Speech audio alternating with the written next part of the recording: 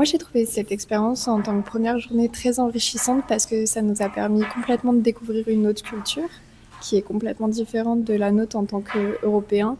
On visite des paysages qu'on n'a pas l'habitude de voir avec une architecture qui est aussi différente et je trouve qui est beaucoup plus ornementée.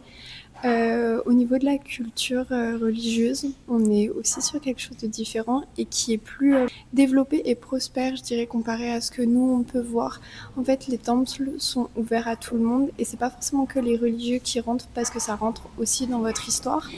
Donc c'est quelque chose d'enrichissant. Le guide a été assez incroyable parce qu'il a une culture infinie et j'ai l'impression que chaque chose qu'il développe en fait nous permet à nous de nous enrichir personnellement et c'est ce que j'attends personnellement de ce voyage, c'est l'enrichissement culturel, l'enrichissement personnel, une vision différente du monde. En fait, c'est moi, c'est ça que j'apprécie quand je voyage.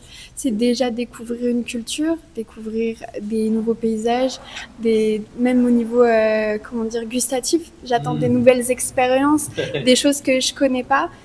Et je pense que c'est en voyageant dans des pays où on n'a pas l'habitude de voir des vidéos ou de voyager, comme le Vietnam, les pays d'Asie ou les pays d'Afrique, même voire en Amérique du Sud, c'est l'enrichissement culturel et personnel. En fait, on ressort comme si on avait pris de l'âge, on avait pris de la sagesse et de la maturité.